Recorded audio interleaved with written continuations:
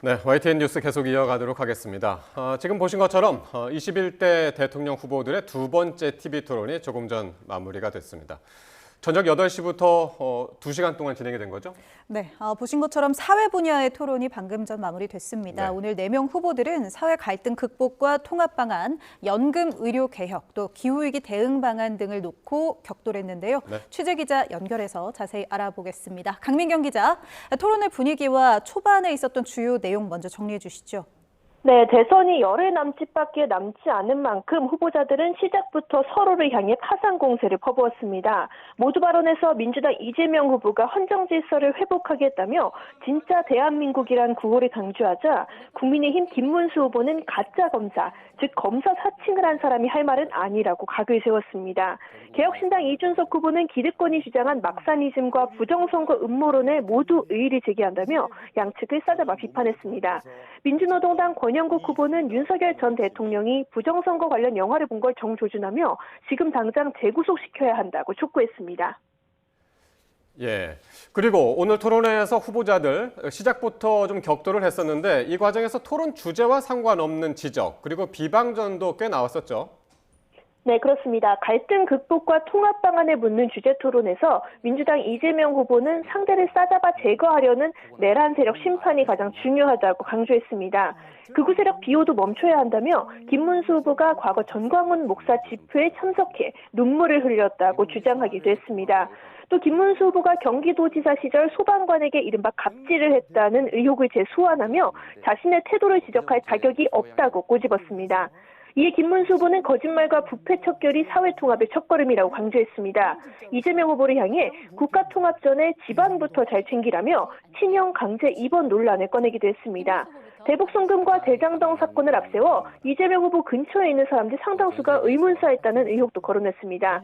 또 이재명 후보가 과거 피습 당시 부산대병원에서 치료받다가 서울대병원으로 이송된 걸 거론하며 부산대병원은 왜 못 믿었고 본인의 치적인 성남 공공의료원에는 왜 가지 않았느냐고 몰아붙이기도 했습니다. 세대교체를 강조한 이준석 후보는 음모론에 동조하는 건 민주당도 마찬가지라며 지난 2011년 이재명 후보가 부정선거 가능성을 거론한 일화를 꺼냈습니다.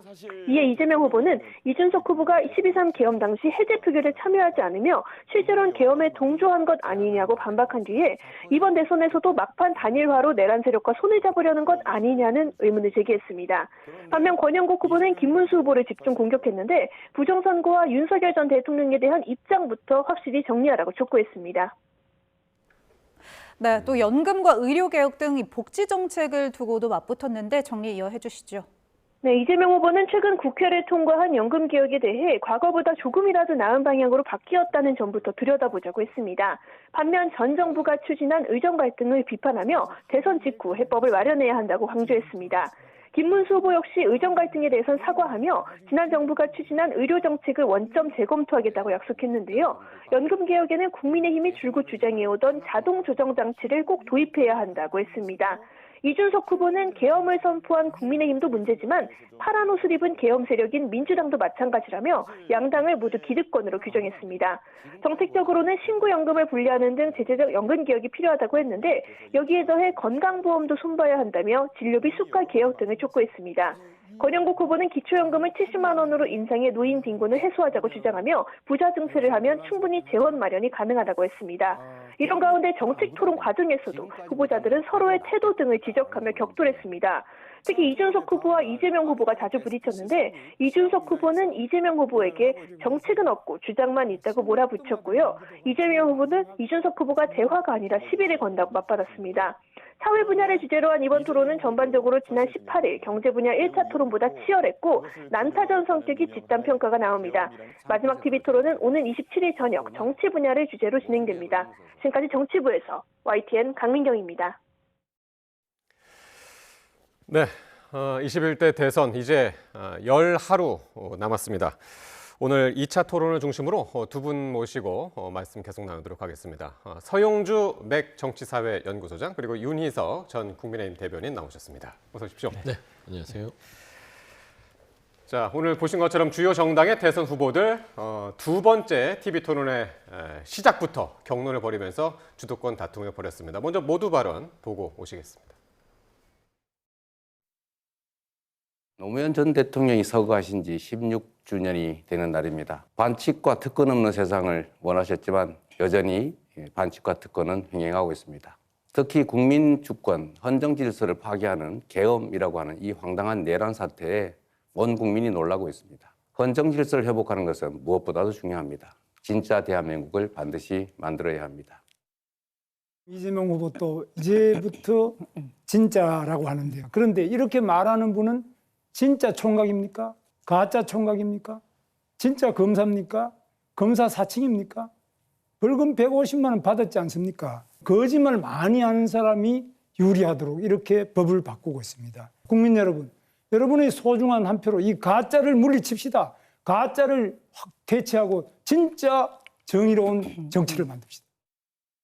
거대 양당의 국민연금 야합, 국가재정을 막 써도 된다는 막산이즘, 부정선거 음모론까지 기득권에 맞서는 이야기를 하면 어린 놈이라 깔보고 쫓아내는 세상 속에서 저는 늘 이의 있습니다를 외치며 살아왔습니다. 자신의 사이비, 호텔 경제학에 의문을 제기하는 국민을 바보라고 조롱하는 후보가 감히 노무현을 입에 올리는 세상에서 진정한 노무현 정신은 어디 있나 생각해 보게 됩니다.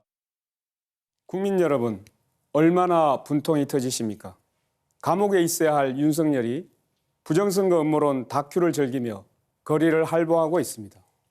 게다가 김문수 후보는 영화도 많이 보시고 사람도 많이 만나시면 좋은 거 아닌가 라며 맞장구를 치고 있습니다. 이런 분열과 불의가 판치는 세상에서 어떻게 사회 통합을 말할 수 있겠습니까?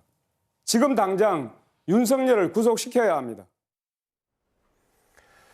자, 보셨습니다. 모두 발언부터 정말 불꽃이 튀었습니다. 신경전이 아주 치열했는데 두 분은 어떻게 보셨는지 궁금합니다. 전체적인 총평부터 한번 좀 해주시죠. 네, 총평부터 하면은 이게 이제 2차 토론 자체가 네. 사실상 3일 뒤에 5월 18일부터는 이제 여론조사가 금지되기 때문에 깜깜이 선거를 앞두고 가장 중요한 포인트가 될 겁니다. 어허. 마지막 28일 날은 어차피 여론조사에 반영이 되지는 않지 않습니까? 예. 오늘 한 것들이 그래도 한 3일간의 여론조사 안에서 반영되기 때문에 저는 오늘 보여줄 수 있는 것들은 다 보여줬다라고 아하. 보면 될 것 같고요. 예. 이재명 후보 같은 경우는 이제 좀 기조 자체를 좀 강하게 그동안은 방패 전략을 썼다면 창 전략을 써서 이번에 조기 대선이 왜 치러졌는지를 말해주는 것이죠. 헌정 질서를 파괴했던 내란 세력으로부터 대한민국을 정상화시키는 일이 이번 조기 대선의 가장 큰 일이다 라는 걸 지켜가면서 결국엔 김문수 후보의 이번 대선에서 임하는 어떤 처지 자체가 결국에는 구도를 흔들 수 없다라는 차원에서 구도를 정확하게 했다면 김문수 후보 자체는 보면은 구도를 바꿀 수 없죠. 사실상. 왜냐하면 지금 헌정질서 부분들에 대해서는 이미 국민의힘이 배출한 대통령이 파면에 이르는 결과가 있었기 때문에 구도를 바꿀 수 없으니 인물을 공격하자. 그래서 결국에는 이재명 후보를 말하자면 네거티브하는 그런 어허. 모두 발언을 했단 말입니다. 예. 뭐 지난 검사 사칭부터 시작해서 가짜 총각 좀 듣기에는 낯뜨거운 그런 발언들을 던졌는데 아마 그게 국민들 입장에서는 그렇게 예. 맞득치는 않은 토론의 모두 발언이지 않았을까.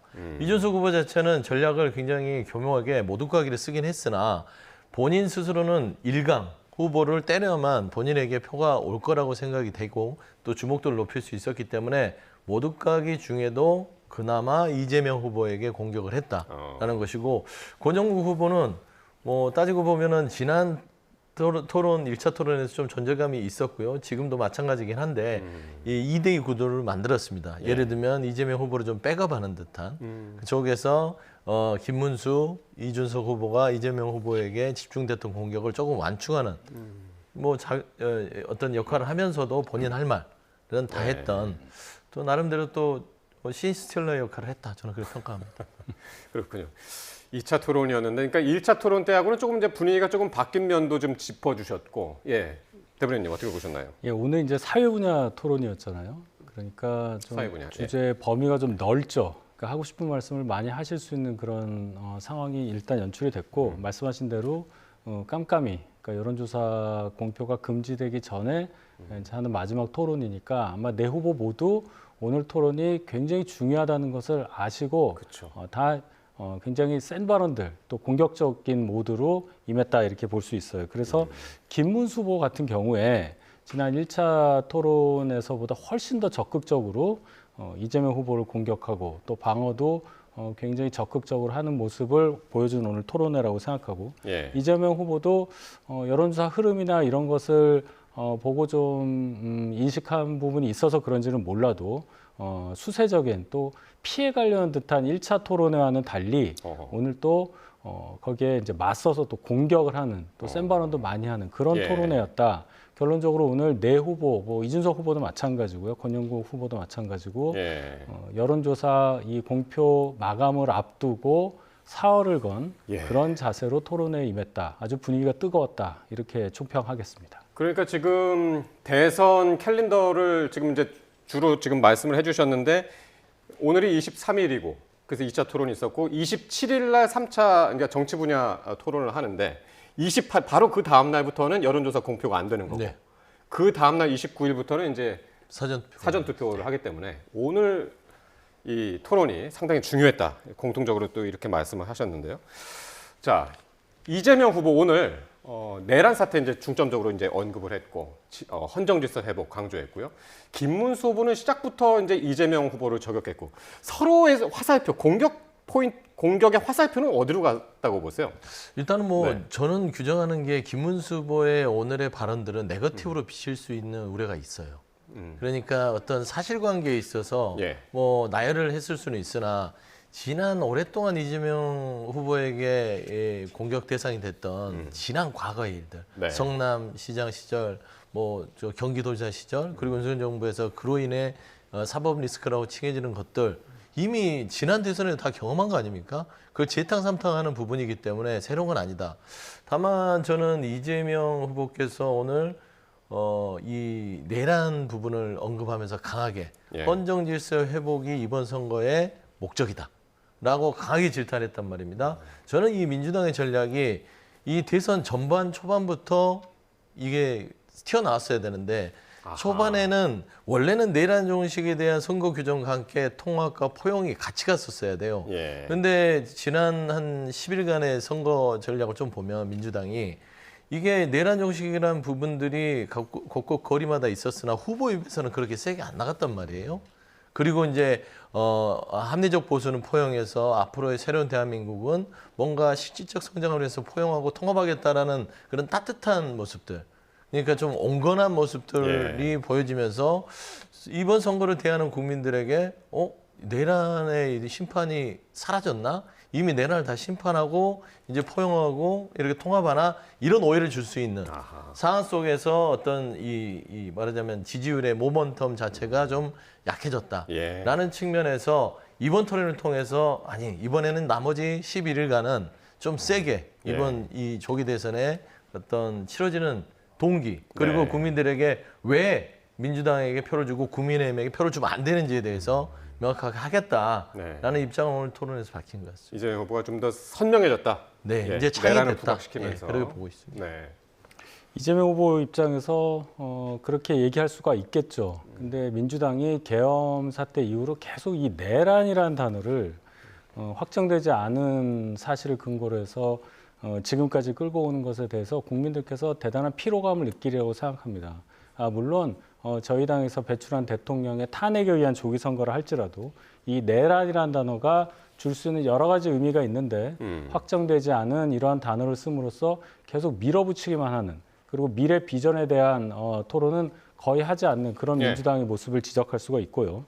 김문수 후보 같은 경우 왜 그러면 이재명 후보의 과거의 일 어떤 사법 처리 받았던 부분이라든지 이런 걸 계속 얘기하느냐. 저희 입장에서 지금 이재명 후보가 이 대법원에 민주당이 압박을 가함으로써 사실상 이 사법 리스크를 강제로 지우려는 시도를 하는 것에 대해서 국민들께서 과거에 그럼 이재명 후보가 어떤 사람이었는지에 대해서 다시 한번 생각해 보실 수 있는 알겠습니다. 그런 발언을 해야 한다. 그런 차원에서 김문수 후보는 그런 오늘 공격 포인트를 그쪽에 잡고 할 수밖에 없었다. 이렇게 말씀드릴 수 자, 있습니다. 그러면은 바로 지금 두 분이 말씀하신 이재명 후보와 김문수 후보가 서로 어떤 공방을 주고받았는지 실제로 한번 토론 모습 보고 다시 말씀 나누겠습니다. 공직자로서 가장 부패한 사람, 대장동 비리부터 백현동 비리로 법인카드를 쓴다든지 또 국회에 가서는 국회에서 완전히 자기를 방탄하기 위해서 방탄조끼 입고 방탄 유리하는 거는 좋은데 방탄 입법을 합니다. 자기가 재판 안 받으려고. 자기가 대통령이 되면 그다음부터 재판을 다 중지시킨다. 자기 형님, 친형님 제가 만났습니다. 이 형님을 성남시장으로서 정신병원에 강제 입원시키려고 하다가 그것 때문에 형수님하고 욕을 하고 다투고 이렇게 된 거 아닙니까? 가정도 제대로 못하는데 어떻게 나라를 통합시킬 수 있겠습니까? 우리 사회의 통합을 방해하고 있는 가장 큰 요소는 우리 사회 공동체의 가장 최고의 규범이라고 할 수 있는 헌정 질서를 파괴한 이 내란 사태입니다. 아마 김문수 후보가 소속한 국민의힘 또 김문수 후보도 탄핵에 대체적으로 반대하는 또 윤석열 내란 수계를 비호하는 그런 입장을 가지고 계신 것 같아요. 뭐 그 점은 제 수양이 부족으로 제가 사과 말씀을 다시 드립니다.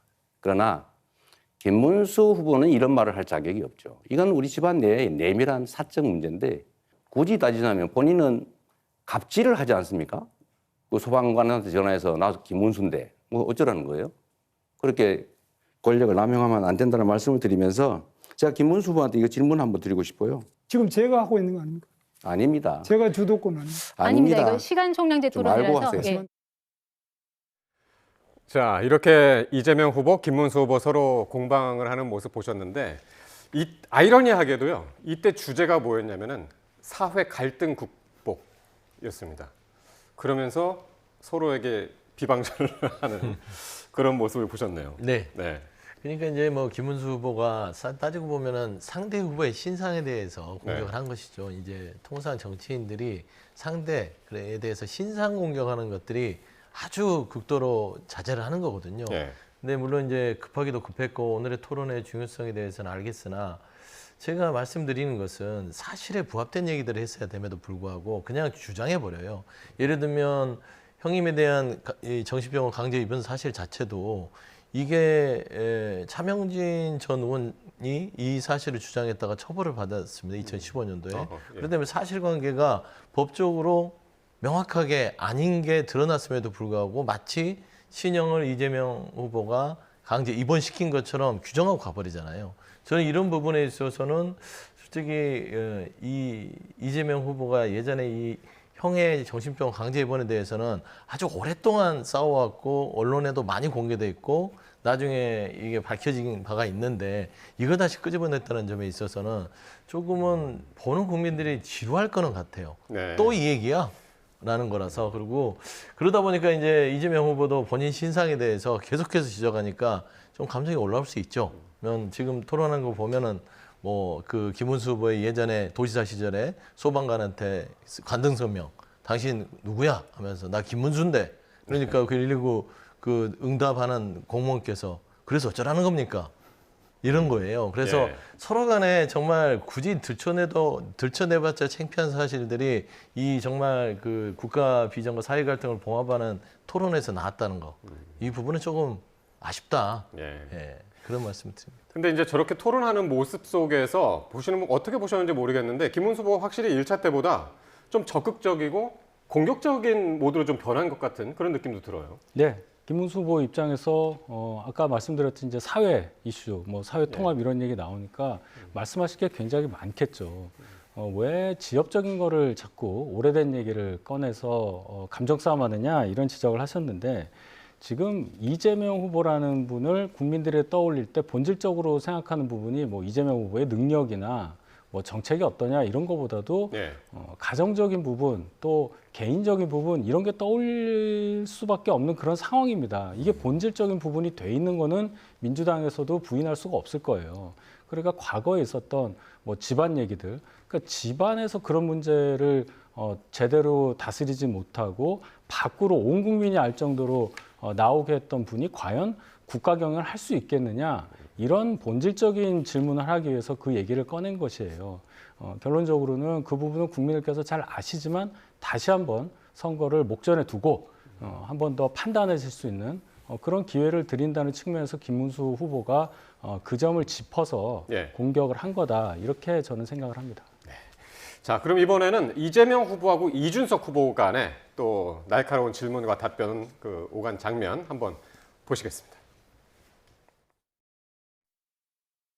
지난 2012년 대통령 선거 이후에도 부정선거를 주장하는 사람들이 있습니다. 김어준 씨나 이런 분들 중심으로. 그런데 이재명 후보도 사실 이것에 동조해가지고 부정선거에 관한 내용을 공유한 바가 있습니다. 그래서 이것에 대해서 아직까지 입장을 같게 가져가시는지 궁금하고요. 제가 말씀드렸던 부정선거는 국정원이 댓글 조작을 통해서 국민 여론을 조작했기 때문에 그 측면에서 부정선거라고 한 거지 무슨 투개표를 조작했다 이런 차원의 윤석열이나 우리 김문수 후보가 관심 갖는 그런 부정선거는 아니라는 말씀 하나 드리고 12월 4일 날 새벽에 12월 3일 밤이죠. 다른 사람들은 전부 국회 담을 넘어서 계엄 해제에 참여했는데 본인은 왜 담을 넘어가자는 그 참모 보좌관이 야단을 치면서 쉽게 거의 폭언을 하면서 계속 말다툼을 하면서 결국은 계엄 해제 표결에 참여하지 않았어요. 저는 이게 결국 싸우는 척하면서 결국은 실제로는 계엄 해제에 반대한 거 아니냐. 그 담 넘어가면 되잖아요.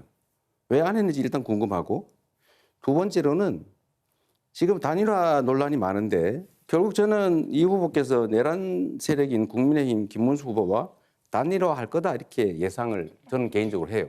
저는 결국 이재명 후보가 음모론적이고 세상을 참 삐딱하게 보고 있다는 것을 다시 한번 증명하고 있다 이런 생각을 합니다. 민주당에도 진입하지 못한 의원님들이 있는 것으로 알고 있습니다. 그분들은 그럼 이재명 후보의 논리대로라면은 계엄을 막을 생각이 없었다는 것입니까? 그렇게 삐딱한 생각으로 우리 당 의원 보는 시각과 다른 당 의원 보는 시각이 다르기 때문에 이재명 후보가 갈라치기하고 우리 편 아니면 다 적이라고 본다는 그런 이야기를 듣는 겁니다. 굉장히 안타깝고요. 저는 국민의힘의 이야기에 대해 가지고 단 한 번의 예외 없이 단일화에 관심 없다고 이야기하고 있습니다. 이재명 후보는 그냥 본인의 망상 속에서 계속 그것만 두려운 겁니다. 자, 여기도 세게 붙었습니다. 이준석 후보, 부정선거 이슈로 해서 이재명 후보를 공격을 했고요. 이재명 후보는 내란 세력과 단일화를 할 작정이냐 이렇게 또 이야기를 했어요. 어떻게 네. 보셨나요? 일단 앞서서 자료면을 보면 역시 사람은 가는 말이 고와야 오는 말이 곱구나. 서로 간에 이제 공격을 하니까 이재명 후보도 날석에 지난 계엄 사태에서 이준석 의원이 투표에 참여하지 않은 부분을 또 지적하는 것이죠. 지적할 수 있어요. 근데 다만 이제 이준석 후보가 부정선거를 물어볼 때 저는 저 토론을 보고 김문수 후보한테 물어볼 거라고 생각했거든요. 근데 그 부정선거 얘기를 하면서 이재명 후보한테 물어보더라고요. 그래서 이재명 후보한테 갑자기 뜬금없이 부정선거를 주장하지 않았냐. 김어준 얘기를 하면서 이런 얘기를 했던데 물론 그 이재명 후보가 이 이준석 후보의 그 질문에 본인이 해명하는 어떤 시간이 돼서 그나마 나았고요. 저는 김문수 후보를 부정선거로 때리지 않는 이준석 후보가 충분히 단일화에 대한 오해를 줄 만한 어떤 모습은 보였다. 예. 왜 안 물어보지? 곤란할까 봐 안 물어본가? 저 권영국 후보가요. 부정선거에 대해서 김문수 후보에게 물어봤거든요. 네. 그리고 굉장히 김문수 후보가 쩔쩔맸습니다. 부정선거 음모론 그거는 그 윤석열 전 대통령이 하는 거지 저는 거기에 대해서 관여한 바 없습니다 했지만 사실상 부정선거에 대해서 아예 부인하지도 않았거든요. 그러면 이준석 후보가 바로 또 한 번 더 김문수 후보를 지켜겠다면 김문수 후보가 오늘 부정선거에 대해서 치명상을 입을 수 있었음에도 불구하고 예. 피해가고 굳이 억지로 이재명 후보를 끄집어다가 부정선거에 갖다 붙였다는 거.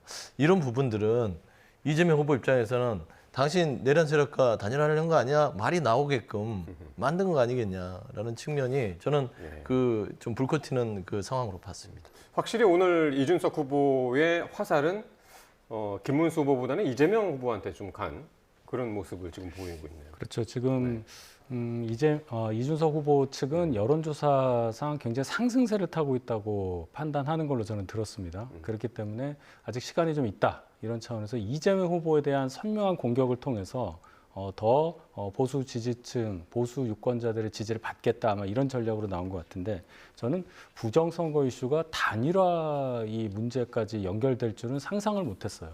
근데 사실 이 부정선거 문제라는 게 이준석 후보가 2012년에 있었던 이재명 후보의 부정선거 주장을 갖고 온 이유는 이 연원이 부정선거라는 것이 우리 사회에 이렇게 광범위하게 뭔가 음모론처럼 퍼지게 된 시작이 당시 박근혜 전 대통령 당선 당시에 있었던 그 선거를 가지고 김어준 씨 등이 소위 말하는 K값이라는 걸 들고 나오면서 시작됐다. 아마 이 얘기를 하고자 했던 얘기라고 저는 보는데 어쨌든 이런 부정선거 관련한 얘기가 이렇게 대선 토론에서 단일화까지 연결되는 이 상황이 주제와 뭐 벗어났다 이런 차원을 떠나서 대단히 이거 슬픈 겁니다. 국민들께서 듣고 싶은 얘기는 아닐 텐데 상대를 공격하고자 하는 차원에서 여기까지 갔다. 이준석 후보도 상당히 감정이 격앙된 모습을 좀 보여줬어요. 이재명 후보와. 그런데 이런 거 이재명 후보도 뭐 똑같이 감정을 좀 드러내는 부분이 있었는데 이런 얘기할 게 아니라 조금 더 국민들께서 듣고 싶은 얘기라는 토론회가 되기를 바랬었는데 오늘 분위기만 뜨거웠고 별로 사회 분야 관련해서 국민들께서 들을 얘기가 없어 좀 아쉬운 그런 감이 좀 듭니다. 근데 저는 좀 보태고 싶은 게 역으로 생각하면 오늘의 토론회의 주제가 사회 갈등을 어떻게 해소할 것인가. 그러니까 오늘의 어떤 토론회 전반을 보면 이렇게 하지 않으면 사회 갈등이 안 생기겠구나. 하는 말을 좀 곱게 하면 오는 말도 고울 것이고 불필요한 합리적인 이 단어들을 사용하면 예를 들어 부정선거 같은 경우는 이게 말이 됩니까? 이거를 주제로 삼아서 부정선거를 인정하십니까 아닙니까? 이런 자체들을 해소했다면 뭐 좀 사회 갈등이 봉합되지 않을까. 서로를 또 존중하면 또 신상을 공격하지 않았으면 또 사회 갈등이 생기지 않았을까. 저는 오늘 토론회의 반대 개념을 생각하면 사회 갈등이 아무래도 좀 많이 줄어들 것 같다라는 생각을 좀 개인적으로 했습니다. 어쨌든 사회 갈등을 이야기하면서 이제 서로를 향해서 이제 공격을 하는 뭐 여전히 이제 똑같은 그런 토론의 모습을 보긴 했는데 좀 전에 이제 두 분 말씀하신 것처럼 이번 2차 토론이 정말 중요하다 이번 대선에서 그리고 정말 분수령이 될 것이다라는 그런 예측도 많은데 이렇게 한번 질문을 드려보죠. 뭐 누가 제일 잘했냐고 하면은 답은 뻔하니까. 이재명 후보 빼고 소장께서는 누가 제일 잘했다고 이재명 후보를 넣어도요. 1차 토론회에 잘했다는 평가가 언론에는 그렇게 이재명, 이준석, 김문수 이 순으로 제가 보도된 걸 좀 봤거든요. 여론조사의 결과값으로요. 오늘도 마찬가지인 것 같아요. 근데 오늘은 나름대로 이재명, 김문수, 이준석, 권영구 저는 기호순으로요? 잘한 것 같습니다. 대변인님. 글쎄 뭐 누가 잘했냐 못했냐 따지면 좀 객관적이지 않다고 보실 수가 있으니까 1차 때랑 가장 많이 변화를 준 분들부터 제가 꼽자면 김문수 후보가 확실히 다른 모습을 보여줬다.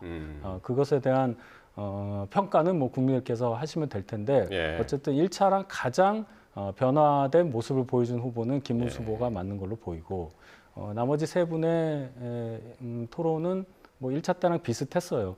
권영국 후보가 조금 더 도드라진 발언들을 많이 했다. 그런 평가를 저는 개인적으로 해봤습니다. 자, 그러면은 이제 이게 앞으로 대선에는 어떤 영향을 미칠까? 근데 지금까지 나온 여론조사를 한번 살펴보면은요, 가장 최근에 오늘 나온 갤럽 조사를 보면 조금 그 전하고 좀 다른 그런 변화를 볼 수가 있습니다. 이재명 후보가 45% 지지율이고요. 김문수 36, 이준석 10. 이준석 후보가 어제도 NBS 조사에서 이제 처음으로 두 자릿수를 보였는데 오늘도 10%를 보였고요. 확실히 어제 나온 여론조사도 그렇고 이재명 후보가 조금 줄고 김문수, 이준석 후보가 조금 올라가면서 그 격차가 줄어드는 그런 모습을 보이고 있습니다. 그렇습니다. 이게 이제 선거일이 다가설수록요. 어차피 특히 큰 선거는 51대 49 싸움이 되는 겁니다. 결국에는 지지층 결집 그리고 팽팽한 어떤 이 격차를 가져올 수밖에 없는 것인데 최근 저 수치를 제가 로데이터를 좀 봤더니 아마 갤럽 여론조사일 것 같아요. 이게 TK와 PK에서 회복세가 두드러집니다. 충청권도 좀 나름대로 회복이 된 상황이고요. 그래서 TK, PK 충청이 회복되면서 아마 김문수 후보의 어떤 지지율 상승의 요인이 된 것 같고요. 일단 이 보수층의 결집 자체가 이루어지면서 김문수 후보 복귀한 보수층도 있으나 도저히 김문수 후보는 내란에 동조한 그리고 탄핵에 반대한 어떤 후보로 보이기 때문에 거기까지 못 가겠다는 사람들은 이준석 후보 쪽으로 건너갈 가능성이 있어요. 그래서 보수 지지층이 다시 복원되면서 그 표 자체가 아니면 보수 진영에 있는 김문수, 이준석 후보에게 갔다라고 보면 될 것 같고요. 이재명 후보 자체가 51%로 이 어떤 과반을 넘었던 수치를 보였던 건 TK와 PK에서 예상외로 선전을 했던 그 수치입니다. 그래서 저는 그런 부분에서 지금 현재는 보수는 보수대로 결집을 보이고 있고 이제 이 보수의 결집이 있으면 또 진보도 결집하게 돼 있습니다. 그래서 결국 지금 마지막 순간에 가서는 이 현재 상황 속에서는 51대 49 싸움으로 정말 치열하게 선거전을 좀 치를 수밖에 없는 상황이 되지 않을까. 지금 말씀하신 대로 한번 지역별로 좀 크게 한번 보면 경기, 인천 이재명 후보가 이제 확실히 앞서고 있고요. 46대 32, 10. 그리고 대전, 세종, 충청은 김문수 후보가 앞서는 것으로 지금 나왔습니다. 41대 38. 그리고 이준석 후보가 11. 광주, 전라는 70대 13대 9. 확실히 지금 TK, PK를 눈여겨볼 수밖에 없는데 대구, 경북에서 김문수 후보가 60대 22로 이재명 후보를 이제 확실하게 제압을 하고 있는 그런 모습이 나타났고 PK에서는 지난번에 이재명 후보가 조금 앞섰지 않나요? 40%가 좀 40%대로 보이면서 어떻게 보시나요? 지역별. 일단 여론조사라는 것은 뭐 통계치고 흐름이 있으니까 절대적으로 이 숫자만을 가지고 비교할 수는 없겠지만은 지난 일주일 전에 같은 기관에서 보여줬던 그 숫자하고는 많이 다르죠. 이재명 후보가 6%포인트 내려갔고 김문수 후보가 7%포인트 올라갔습니다. 이런 것은 저희 당 사정과 좀 연관지어서 볼 수가 있겠어요. 일단 김문수 후보가 출발하는 과정에서 좀 여러 가지 문제가 있어서 저희 당에 뭐 아시지 않습니까? 뭐 단일화라든지. 그래서 준비가 제대로 안 된 상태에서 선거운동을 시작할 수밖에 없었던 지난주 월요일이었습니다. 그때부터 시작해서 이제는 시간이 좀 지났기 때문에 전열을 가다듬을 수 있는 그런 시간이 지났기 때문에 본격적으로 선거전에 임하는 자세. 그렇게 되니까 보수 유권자들도 처음에 좀 김문수 후보에 대해서 강력한 지지세를 보일 만한 그런 심리적인 준비가 안 됐었다고 봐야 되겠어요. 근데 일주일이 더 지나면서부터 이제 조금씩 원래의 보수 지지층이 보수 후보에게 보여줄 수 있는 그런 지지의 모습이 여론조사에도 나타난다. 지역별로 봐서도 TK 지난번에 이어서 훨씬 더 우세를 보여주고 있고요. 지난번에 조금 열세였던 PK 지역도 김문수 후보가 많이 앞서는 걸로 나왔고 더 이제 중요한 것은 중원이라고 있었는데 대전, 충청에서도 앞서는 모습을 보인다. 뭐 한동훈 전 대표라든지 뭐 안철수 전 후보 전 당이 이 김문수 후보를 위해서 총력적으로 지원하고 있다. 이런 모습을 보여주는 것도 이번 여론조사에 반영이 됐다. 그렇습니다. 저는 그렇게 분석하고 싶습니다. 그러니까 이게 비단 갤럽 여론조사뿐만이 아니라 최근에 그러니까 어제 오늘 발표된 여러 기관의 여론조사들이 이제 공통적으로 이재명 후보가 조금 줄고 김문수 그리고 이제 이준석 후보가 이제 올라가는 그런 모습인데 지금 이제 그 분석을 하고 있는 건데 왜 그렇게 되느냐? 그 중에 어떤 지금 지역별로 한번 살펴봤고요. 저소득층, 그러니까 소득별로 그리고 직업별로 자영업자, 저소득층 자영업자, 민주당의 전통 지지층인데 여기서 김문수 후보, 이재명 후보가 눈에 띄게 내려가는 모습이 있었단 말이에요. 이번 주에. 이건 어떻게 분석을 할 수 있을까요? 일단은 뭐 요인이 충분히 있을 거라고 봅니다. 그러니까 맥락과는 다르게 원두커피값 120원 논란 자체는 그런 부분들은 사실상 이재명 후보가 그 커피를 파는 분들을 비하하거나 폭리를 취한다고 한 게 아닌데 결국에는 이재명 후보의 발언을 가지고 국민의힘이 그거를 가공을 해서 마치 이재명 후보가 어떤 소상공인이나 그 커피를 파는 분들을 이렇게 좀 지켜가는 듯한 그런 프레임을 만들어버렸단 말이에요. 그래서 저는 세대를 지칭할 수 있는 발언들이 신중해야 된다. 예를 들어 자영업, 그다음에 뭐 성별, 그다음에 뭐 어떤 그 장애나 노인, 뭐 이런 청년 이런 부분들은요. 발언을 하게 되면 그 발언이 가공각색돼서 이미지로 그냥 내용과 다르게 공격 포인트가 될 때는 직접적 표와 연결이 될 수 있어요. 그래서 저는 그런 부분에 있어서는 당에서 전략적인 부분에서 좀 메시지 관리가 필요할 것 같고요. 다만 저는 민주당이 원래 여유가 없는 선거였음에도 불구하고 너무 여유를 부렸다. 사실상 보면은 초반에 이 인재영이 말하자면 부분들을 통합의 어떤 메시지로 썼단 말입니다. 예를 들면 뭐 개혁신당도 있고 뭐 국민의힘의 의원도 있고 다른 여러 가지 깜짝 인사 발탁인데 통상 전통적인 전략이라면 영입 부분들은 마지막에 쓰는 카드입니다. 지지선언, 영입. 아하. 이제 초반에 이제 윤여준 장관이나 이런 분들을 하는 것들은 캠프 구성에 인사하기 때문에 쓰지만 예. 여기저기 영입하는 것들은 마지막에 새머리에 종지부를 찍을 때 하는 것이라서 처음에 시작점에서는 정확하게 이번 조기 대선의 동기, 왜 발생했는지, 예. 내란에 대한 어떤 여러 가지 행위로 인한 파면의 원인이 있었다. 네. 그리고 그 파면의 원인의 책임은 윤석열 전 대통령과 윤석열 전 대통령을 옹호하는 지금 친윤그룹과 국민의힘이 있다라는 것들을 초반에 깔아놔야 되거든요. 근데 구도 자체가 이미 그렇게 깔려 있음에도 불구하고 너무 그 부분을 부각시키지 못했던 것들이 네. 아무래도 조금은 TK나 PK 쪽에서 가지고 있던 부담감을 덜어준 게 아니냐. 예. 그리고 거기에 여러 가지 국민의힘의 비밀이 잡힐 수 있는 발언들 속에서 조금은 주춤거리는 상황이긴 하나 전체적인 구도의 틀은 바뀌지 않았습니다. 그래서 저는 그런 부분에 있어서는 충분히 다시 원상 회복이 될 수 있는 가능성이 있기 때문에 저는 민주당이 오늘 이재명 후보가 잘 전략을 바꾸신 것 같다.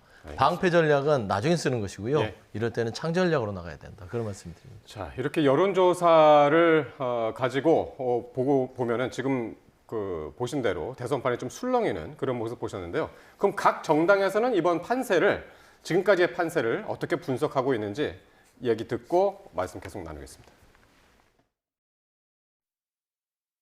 통상적인 경우처럼 선거는 막판으로 가면 정당 지지율 쪽으로 많이 좁혀질 것이다 이렇게 본 것이고요. 예. 과거 박근혜 탄핵 이후에도 결과적으로는 처음에 생각했던 것보다는 많이 좁혀진 결과가 나왔었습니다.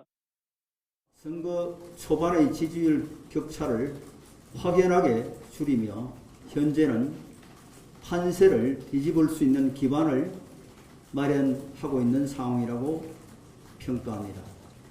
이러한 추세가 유지된다면 사전투표 이전에 골든 크로스가 실현될 것이라는 기대를 가지고 있습니다.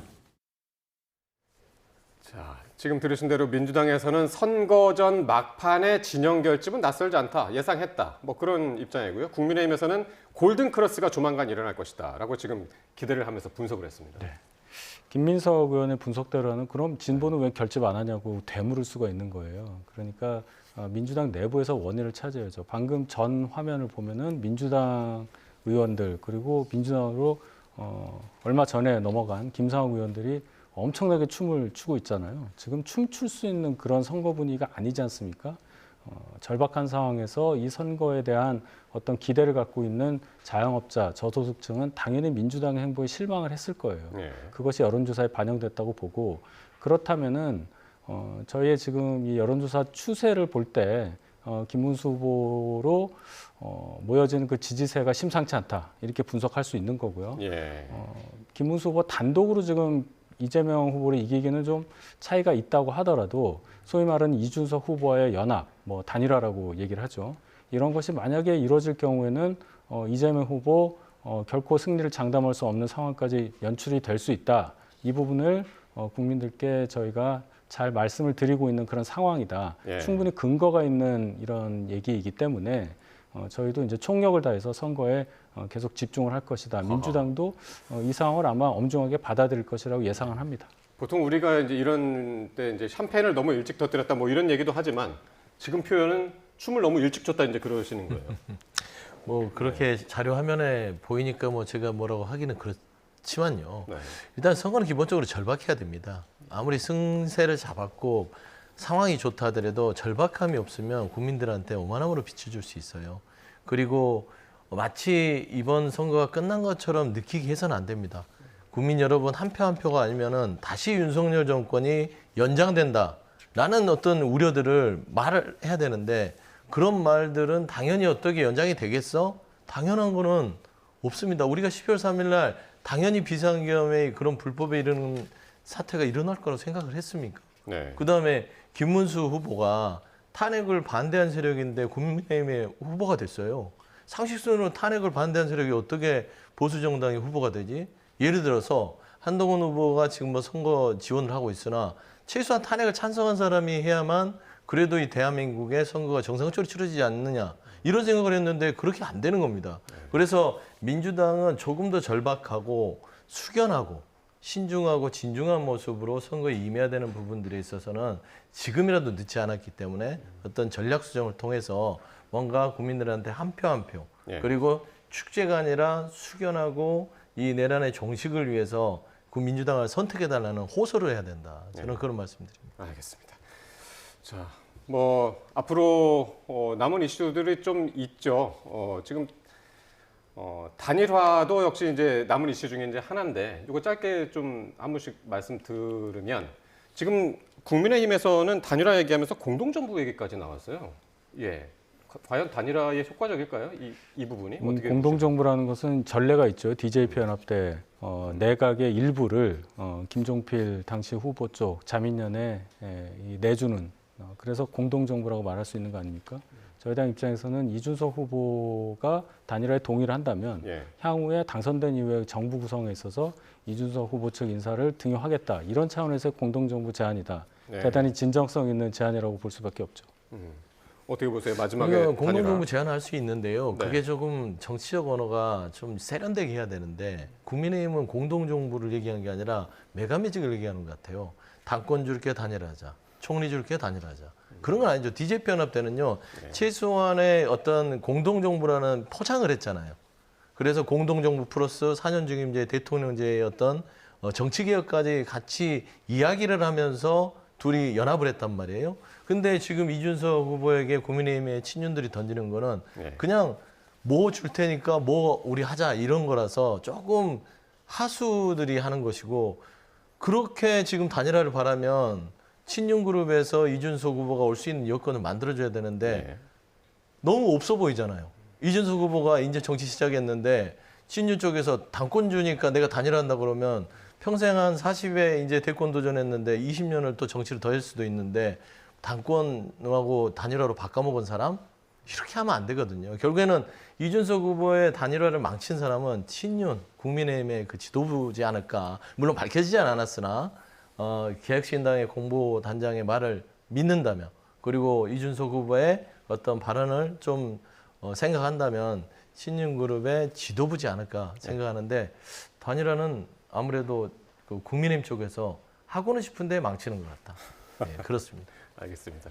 자, 이렇게 오늘 대선을 열 하루 앞두고 있었던 2차 TV토론 그리고 요동치는 대선판 구도까지 함께 살펴봤습니다. 지금까지 서영주 맥정치사회연구소장 윤희석 전 국민의힘 대변인과 함께했습니다. 고맙습니다.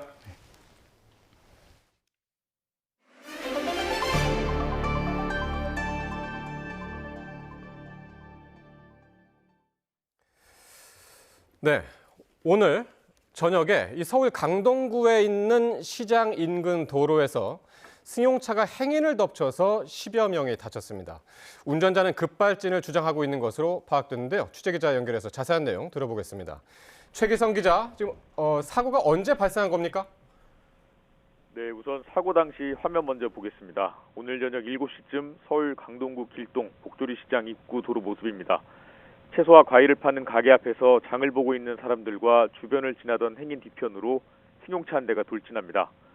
불과 5초 만에 현장은 아수라장으로 변했습니다. 이 사고로 모두 12명이 다쳤습니다. 11명이 병원으로 옮겨 치료를 받고 있는데 이 가운데 한 명은 발목이 부러졌습니다. 한 명은 현장에서 응급처치를 받고 집으로 돌아갔습니다. 사고 직후 승용차 운전자인 60대 A씨는 급발진을 주장한 것으로 확인됐습니다. 경찰은 A씨가 음주 상태는 아닌 것으로 파악됐다면서 정확한 사고 경위를 조사 중이라고 밝혔습니다. 지금까지 보도국에서 전해드렸습니다. 더불어민주당에선 변호사 자격이 없어도 대법관으로 임용될 수 있도록 자격을 완화하는 내용의 사법개혁 논의가 이어지고 있습니다. 민주당은 당의 공식적인 입장은 아니라고 선을 그었지만 국민의힘에선 사법부 해체 시도라는 비판이 나왔습니다. 손효정 기자입니다. 국회 법제사법위원회 민주당 간사인 박범계 의원이 발의를 준비하고 있는 법원조직법 개정안입니다. 14명인 대법관 수를 30명으로 늘리고 임용 자격에 학식과 덕망이 있고 각계 전문 분야에서 경험이 풍부하며 법률에 관한 소양이 있는 사람을 추가하는 내용을 골자로 합니다. 현행법은 판검사, 변호사나 변호사 자격이 있는 사람 가운데 공공기관 종사 등 경력이 있는 경우로 요건을 제한하고 있는데 개정안대로라면 변호사 자격이 없는 사람도 대법관으로 임용될 길이 열리는 겁니다. 앞서 대법관 수를 30명에서 최대 100명으로 늘리는 법원 조직법 개정안과 대법원 판결에 헌법 소원을 청구할 수 있도록 해 사실상 4심제로 전환하는 헌재법 개정안도 각각 발의돼 법사위 심사가 이뤄지고 있습니다. 이처럼 사법부 구성과 재판 체계를 고치는 법안이 잇따라 발의되자 일각에선 민주당이 집권에 대비해 사법개혁의 포석을 마련하는 게 아니냐는 해석도 나오고 있습니다. 대법관 수를 늘리고 구성을 다양화하겠다는 구상 아니냐는 건데 민주당은 개별 의원의 법안일 뿐이라며 이러한 전망에 선을 그었습니다. 반면 국민의힘은 대법원을 이재명 후보의 범죄 혐의를 없앨 방탄대법원, 범죄 세탁소로 만들 속셈이라며 날을 세웠습니다.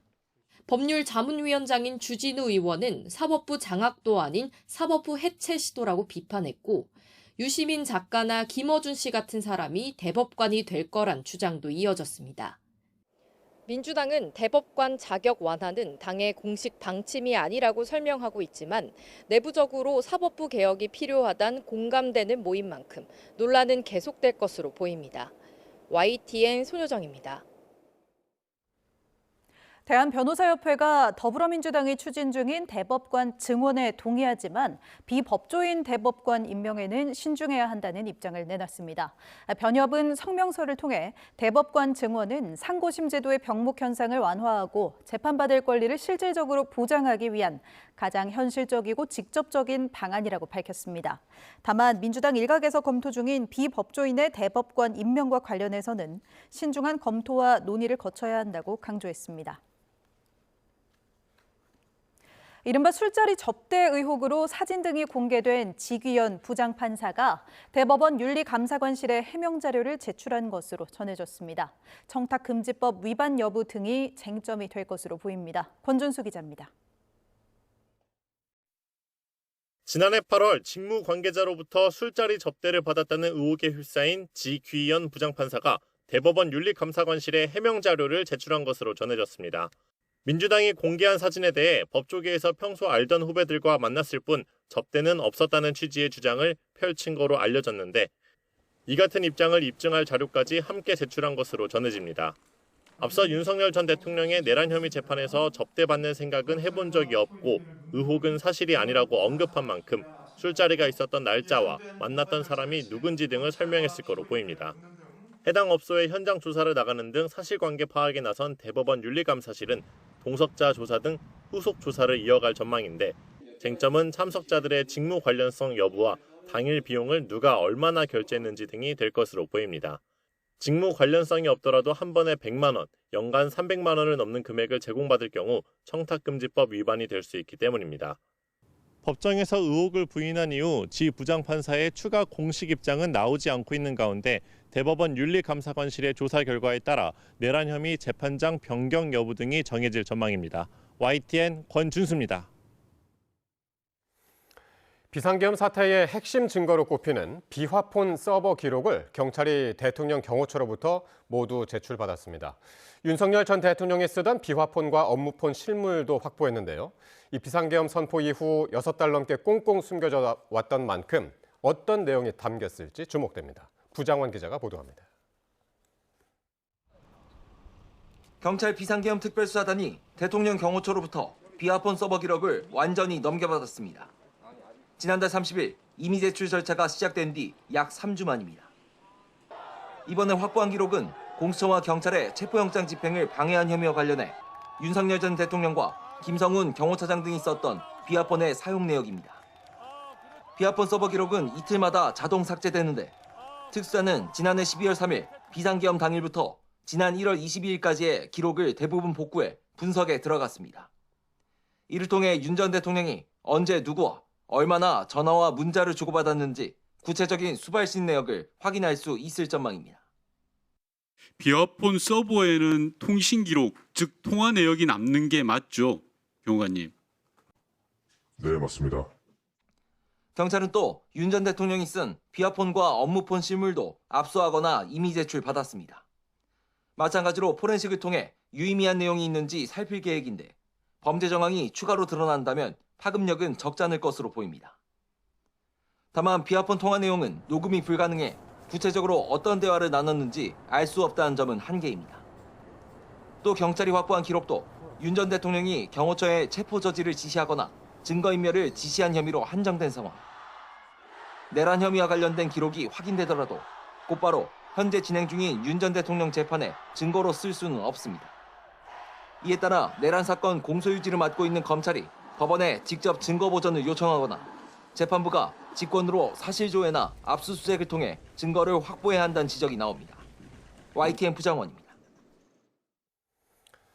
검찰이 건진법사 전성배 씨와 김건희 여사의 최측근인 수행비서 유경옥 씨의 대질 신문을 검토하고 있습니다. 샤넬 가방에 더해서 다이아몬드 목걸이 전달 과정에도 이 유 씨가 관여했는지도 조사할 것으로 보입니다. 임예진 기자가 보도합니다. 검찰이 이르면 이번 주말 김건희 여사 최측근인 수행비서 유경옥 씨를 재소환할 것으로 보입니다. 앞서 검찰은 통일교 전 세계본부장 윤모 씨가 건진법사 전성배 씨에게 전달한 샤넬 가방들을 유 씨가 다른 제품으로 교환한 사실을 확인했습니다. 이와 관련해 전 씨와 유 씨 모두 김 여사 모르게 한 일이라고 주장하고 있습니다. 하지만 검찰은 김 여사 수행비서인 유 씨가 여사 모르게 전 씨의 개인 심부름을 하고 전 씨가 여사 선물용으로 받은 가방을 여사에게 알리지도 않고 마음대로 교환하고 잃어버리기까지 했다는 진술은 신빙성이 떨어진다고 보고 있습니다. 전 씨는 검찰에 통일교 전 간부에게 받은 물건을 전부 잃어버렸다고 주장하다 샤넬 가방 교환 기록이 나오자 유 씨에게 전달한 건 맞다며 말을 바꿨습니다. 검찰은 전 씨와 유 씨가 말을 맞췄을 수 있다고 보고 대질 신문을 검토하고 있습니다. 앞서 최재형 목사가 김 여사에게 디올백을 건넬 때도 유 씨가 함께했던 만큼 검찰은 목걸이 전달 과정에도 유 씨가 개입했을 가능성을 의심하고 있습니다. 검찰이 김 여사와 수행비서들의 자택을 압수수색하는 등 전방위적인 수사를 하고 있지만 6천만 원 상당의 목걸이와 샤넬백 2개의 행방은 아직 묘연합니다. 수사가 건진법사와 통일교를 거쳐 김 여사에게로 향하는 가운데 검찰은 선물의 실물을 찾는 데 주력할 것으로 보입니다. 이런 가운데 검찰은 유 씨에 이어 조모 씨와 정모 씨 등 김 여사의 다른 비서관들에 대해서도 출국 금지를 검토하고 있습니다. YTN 임혜진입니다.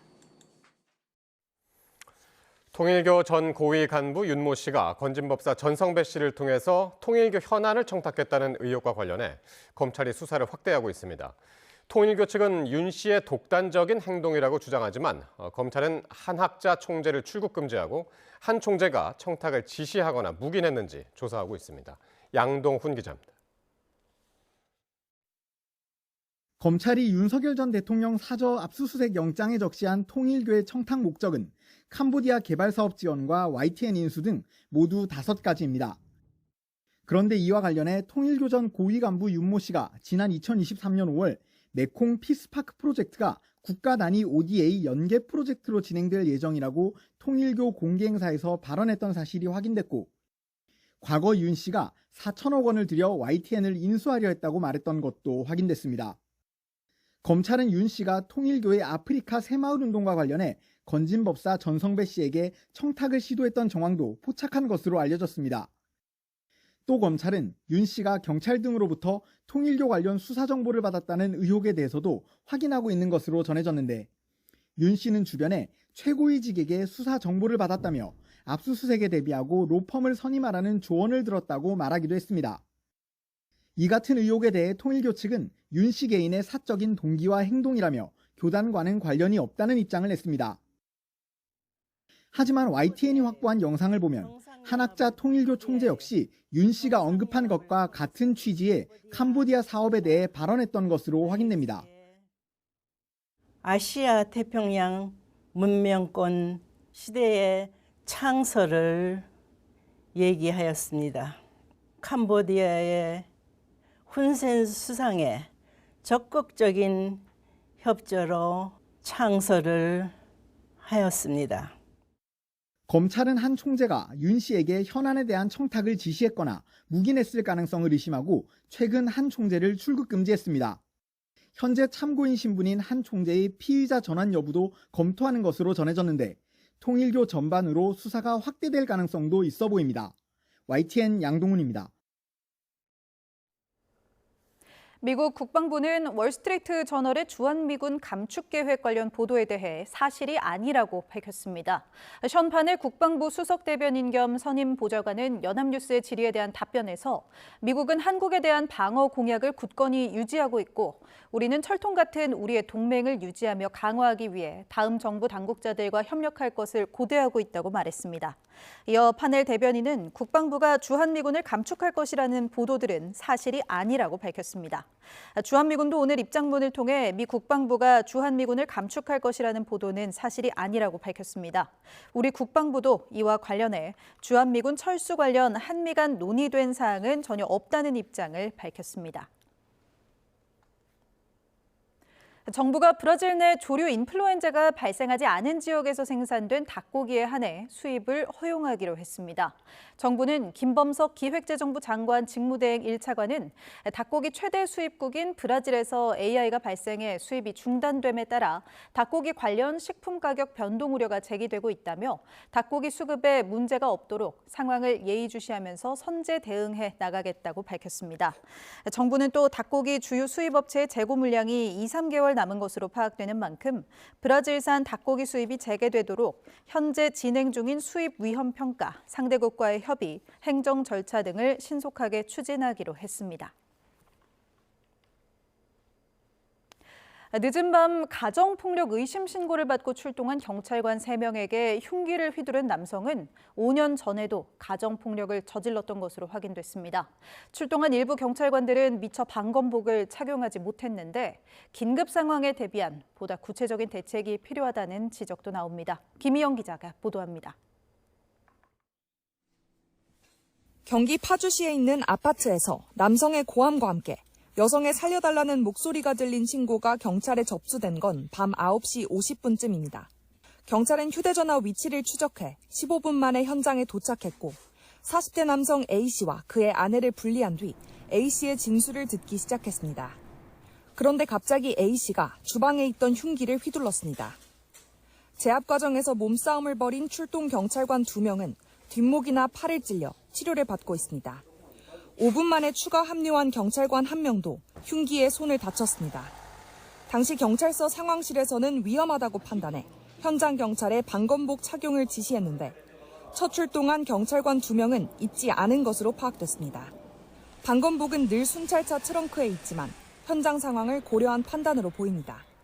경찰 관계자는 상황실과 현장 경찰의 판단은 다를 수 있다며 방검복을 입는 데 시간을 지체하는 것보다 현장을 빨리 가는 게 우선이라고 결정할 수 있다고 설명했습니다. 경찰이 가지고 있던 테이저건이나 산단봉 등은 상황이 급박해 쓰지 못한 것으로 보이는데 A씨가 휘두른 흉기는 일반적인 흉기보다 예리했던 것으로 파악됐습니다. 다만 배를 크게 다친 A씨가 자해를 시도한 건지 몸싸움을 하다 다친 건지는 확인이 필요한 상황입니다. 이런 가운데 A씨는 이미 5년 전 서울 동대문구에 살 때도 가정폭력으로 신고된 전력이 있는 것으로 드러났습니다.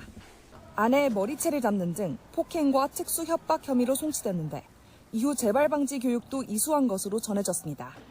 경찰은 A씨가 회복되는 대로 자세한 사건 경위를 조사한 뒤 구속영장을 신청할 방침입니다.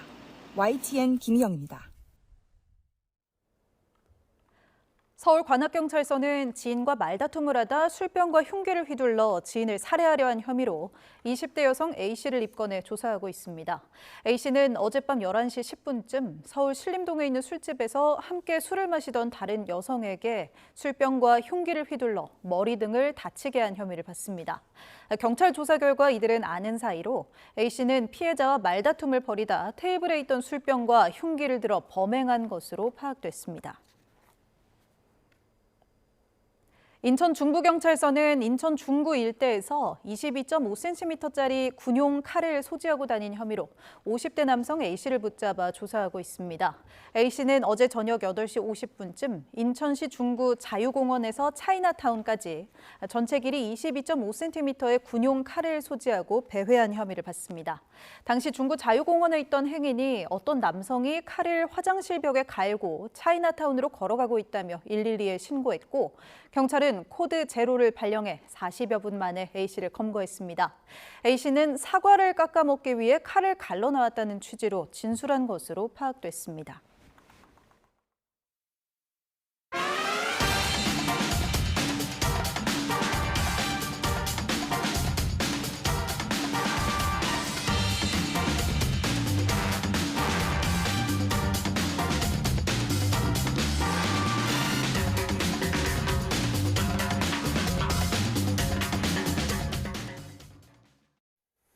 네, 오늘 있었던 두 번째 대선 후보자 토론의 주제는 사회 분야였습니다. 더불어민주당 이재명 후보는 사회 통합 방안으로 내란 극복을 꼽았고 국민의힘 김문수 후보는 사기꾼들이 없어져야 한다고 말했습니다. 4명 후보들의 발언 들어보겠습니다. 야당을 완전히 쓸어 없애버리려고 한 것 아닙니까? 적대와 혐오, 증오가 커지죠. 이번 내란 사태를 극복하는 것, 엄격하게 심판하는 것, 이게 가장 중요한 방안이라고 생각됩니다. 이 국민 통합이 되려면 거짓말, 사기꾼들이 없어져야 됩니다. 두 번째로 부정부패한 사람이 없어야 국민 통합이 되지 않겠습니까? 낡은 세대가 정치 일선에서 깔끔하게 물러나고 열린 세계에서 나고 자란 세대가 전면에 나설 때입니다. 정치 교체가 시대 교체의 출발점입니다. 부정선거 망령에 벗어나지 못하는 윤석열 극우 내란 세력, 진실을 망상으로 덮어버리려는 음모론, 이것부터 척결하는 것이 사회 통합의 시작입니다. 네, 이 더불어민주당 이재명 후보와 국민의힘 김문수 후보는 2차 TV 토론 초반부터 날카롭게 대립했습니다. 특히 형수에 대한 욕설과 과거 소방관 갑질 의혹 등 과거 행위들을 놓고 상대방의 도덕성을 공격했는데요. 이 장면도 직접 보시겠습니다. 지도자가 되고 또 국민 통합을 하려면 가정에서부터 좀 통합이 돼야 안 됩니까?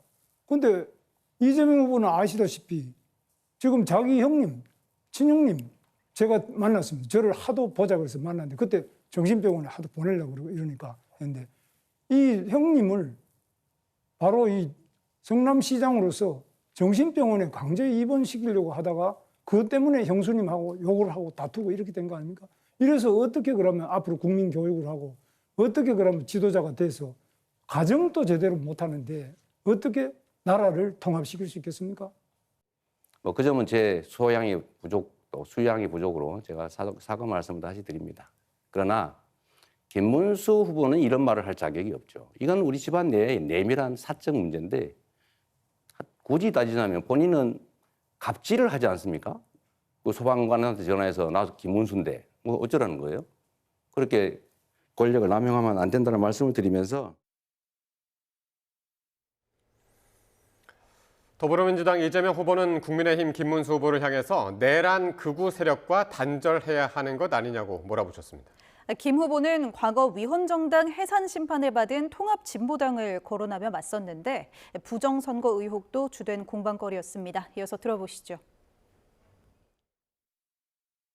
지금 내란 수계 윤석열 전 대통령에 대해서 계속 비호하는 입장을 가지고 있는데 이 단절할 생각 혹시 없는지, 그리고 지금 정강훈 목사를 비롯한 극우 세력들과 여전히 깊은 관계를 맺고 있어 보이는데 제가 거꾸로 묻습니다. 이재명 후보는 진보당하고 같이 연합 공천을 해가지고 울산 북구에도 국회의원 당선시켰죠. 진보당의 이석기 바로 통진당 후예 아닙니까? 그러면 그건 내란이지. 윤석열 씨가 제기하는 부정선거 의혹을 정당하다고 지금 말하고 계시는 겁니까? 그건 제가 지금 답할 문제도 아니고 윤석열 대통령이 부정선거 의혹을 제기하는 거는 그분이 한 것이지 제가 한 것도 아니고. 대선까지 10여일을 남기고 발표된 여론조사에서는 이재명 후보와 김문수 후보 간 지지율 격차가 한 자릿수로 줄었습니다. 개혁신당 이준석 후보가 2자릿수 지지율을 얻은 여론조사 결과가 나왔습니다. 임성재 기자가 보도합니다. 한국갤럽이 첫 번째 대선 후보 TV토론회 이후인 20일부터 사흘 동안 전국 만 18세 이상 남녀 1,002명에게 어떤 후보를 지지하는지 물었습니다.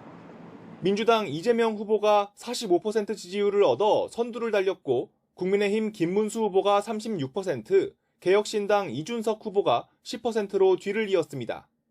한 주 전 조사와 비교했을 때 이재명 후보는 6%포인트 하락했고 김문수 후보는 7%포인트, 이준석 후보는 2%포인트 상승했습니다. 여론조사 응답자의 이념 성향별 답변도 살펴봤습니다. 진보층에선 83% 지지를 받은 이재명 후보가, 보수층에선 65% 지지를 받은 김문수 후보가 가장 앞섰습니다. 직전 조사와 비교해보니 이 후보의 진보층 지지율은 오차 범위 안에서 소폭 변동했고 김 후보의 보수층 지지율은 7%포인트 올랐습니다. 이 기간 진보층 응답자 수는 295명에서 234명으로 줄었고 보수층은 300명에서 349명으로 늘었습니다. 중도층에선 이재명 후보 49%, 김문수 후보 25%, 이준석 후보 14% 순으로 집계됐습니다. 각 지역별 지지 성향도 분석해봤습니다. 이재명 후보가 서울과 인천, 경기를 포함한 수도권과 당의 지지 기반인 호남에서 우세를 지킨 반면 김문수 후보는 전통적인 강세 지역인 대구, 경북, 부산, 울산, 경남 그리고 충청에서 다른 후보에 비해 우위를 보였습니다. 세대별로는 40대와 50대에서 이재명 후보 지지가 두드러졌고 60대와 70대 이상에선 김문수 후보가 상대적으로 우위를 보이는 거로 나타났습니다. 이준석 후보는 18에서 29세 구간에서 29% 지지율을 기록해 이재명 후보를 2%포인트 차이로 뒤쫓았고 30대에선 17% 지지율을 얻었습니다. 정당 지지도는 민주당 42%, 국민의힘 36%, 개혁신당 6% 순으로 나타났습니다. 앞선 조사에 비해 민주당 지지율은 6%포인트 하락했고 국민의힘은 6%포인트 증가했습니다. 이번 조사는 한국갤럽이 지난 20일부터 사흘 동안 전국 유권자 1,002명을 대상으로 전화조사원 인터뷰 방식으로 진행했습니다. 표본 오차는 95% 신뢰 수준의 플러스 마이너스 3.1%포인트이고 전체 질문지를 포함한 자세한 사항은 중앙선거여론조사심의위원회 누리집에서 확인할 수 있습니다. YTN 임성재입니다. 더불어민주당 이재명 대선 후보는 노무현의 꿈을 계승해 사람 사는 세상을 만들겠다며 지지를 호소했습니다. 국민의힘 김문수 후보는 사회 분열이 극심해진 지금 그 어느 때보다 화합과 통합이 중요하다고 강조했습니다. 황보혜경 기자입니다. 고 노무현 전 대통령 16주기를 맞아 경남 김해 봉하마을을 찾은 이재명 후보. 추모 도중 감정이 북받친 듯 눈시울을 붉혔습니다. 요즘 정치가 아닌 전쟁이 돼가는 것 같아서 마음이 많이 불편했습니다. 그 희생자 중에 한 분이 노무현 대통령이십니다. SNS에 올린 추도사에선 기득권에 맞서 민주주의의 바다를 향해 나아간 노 전 대통령의 꿈을 자신이 잇겠다고 밝혔습니다. 참배 뒤엔 권양숙 여사, 문재인 전 대통령 부부와도 만났는데 민주정부 계승의 정통성을 부각하고 지지층 결집에 나선 거로 풀이됩니다. 국민의힘 김문수 후보는 조찬기도회에 참석한 뒤 별다른 공개 일정 없이 토론 준비에 집중했습니다. 김 후보는 경기 침체와 양극화 문제가 사회 분열을 키우고 있다며 화합과 통합의 중요성을 강조했습니다.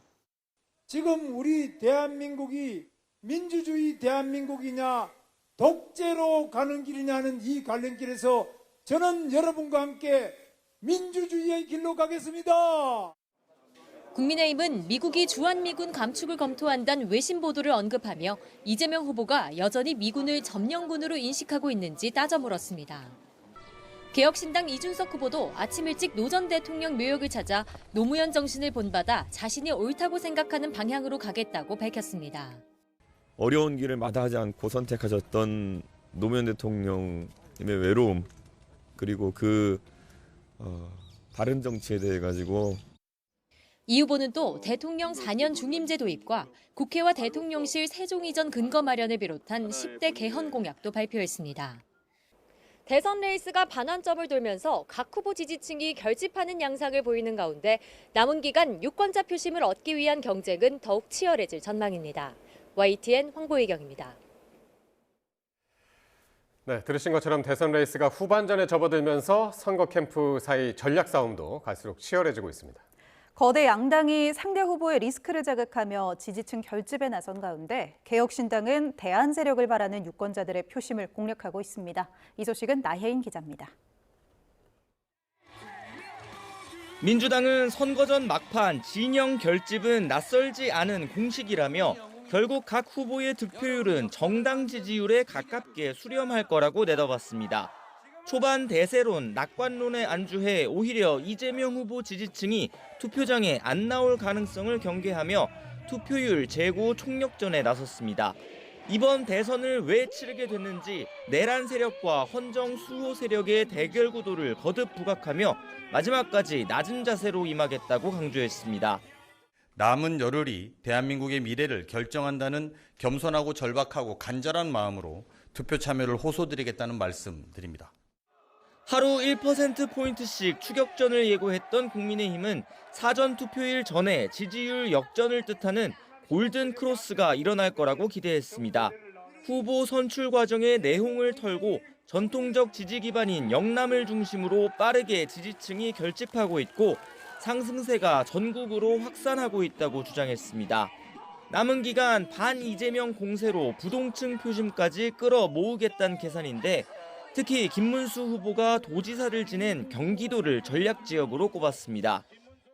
결국 김문수 후보의 차별화된 인성, 검증된 능력, 분명한 비전이 승리를 만들어낼 것입니다. 최근 이준석 후보의 두 자릿수 지지율에 고무된 개혁신당은 지난 총선 당시 동탄 지역구에서 연출한 3자구도 역전극을 꿈꾸고 있습니다. 김문수론 이재명을 이길 수 없다며 확장성과 대안 후보론을 동시에 내세웠습니다. 2030이 그러면 김문수 후보를 지지할 것이냐? 저는 안 한다고 봅니다. 그다음에 반대로 이준석 후보한테는 그러면 6070이 지지를 할 것이냐? 저는 할 수 있다고 봅니다. 남은 기간 표를 지켜야 하는 민주당은 돌발 변수를 만들지 않는 데 주력할 것으로 보입니다.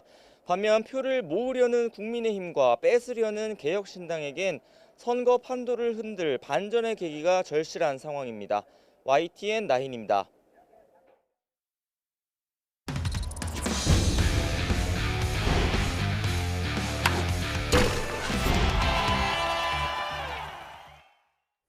네, 우리나라 남녀 배구 대표팀이 올 시즌 국제대회를 앞두고 진천에서 손발을 맞추고 있습니다.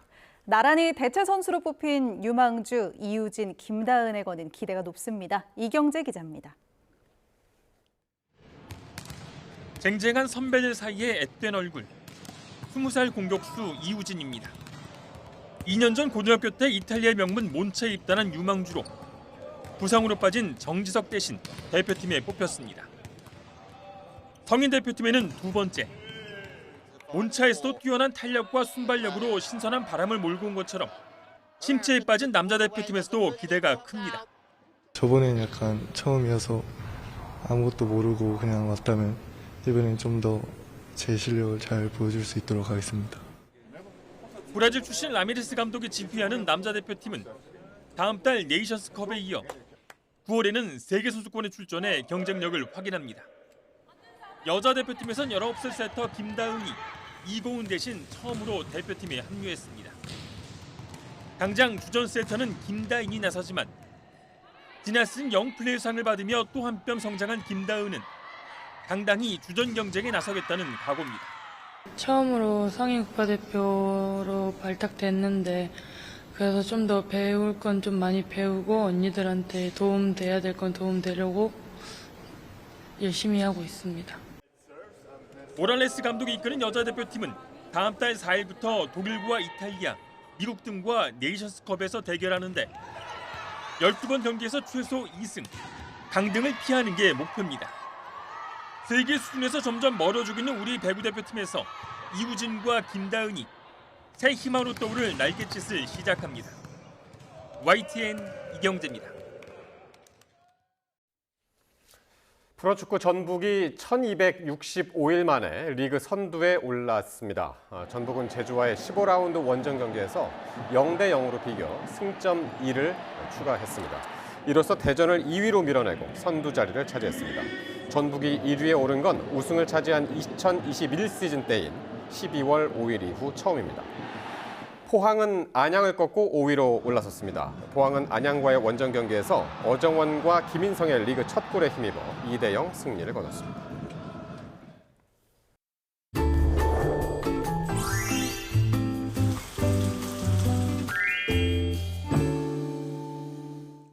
안녕하세요. 이슈 날씨 원희다입니다. 계절의 여왕 5월이 어느새 끝을 향해 가면서 장미꽃도 그 어느 때보다 화려한 자태를 뽐내고 있습니다. 오늘은 선선해진 날씨에 산책을 즐기는 시민들이 많이 보였는데요. 더위는 잠시 주춤하지만 대기 불안정으로 인한 비 소식은 여전합니다. 수도권과 강원, 제주도와 전남 해안에서 비가 시작돼 주말인 내일도 전국 곳곳에 산발적인 비가 내리겠는데요. 비의 양은 제주도에 최고 40mm, 그 밖의 지역에 5에서 20mm 정도가 되겠습니다. 남해안과 제주도를 중심으로는 바람도 강하게 불겠습니다. 시설물 관리와 안전사고에 각별히 유의하셔야겠고요. 비는 내일 오후면 대부분 그치겠지만 동해안 일부 지역은 저녁까지 이어지는 곳이 있겠습니다. 내일까지는 북쪽에서 차고 건조한 바람이 내려와 기온이 크게 오르지 못하겠습니다. 서울 낮 기온 21도, 대전 19도, 대구 17도 등 예년 기온을 크게는 10도나 밑돌며 서늘하겠습니다. 내일과 달리 휴일인 모레는 맑은 하늘이 드러나면서 나들이 즐기기 좋겠습니다. 다만 일교차가 크게 벌어지겠고요. 5월의 마지막 주인 다음 주에는 본격적으로 여름 더위가 찾아올 전망입니다. 날씨였습니다. 이상으로 뉴스 마치겠습니다. 시청해주신 여러분 고맙습니다.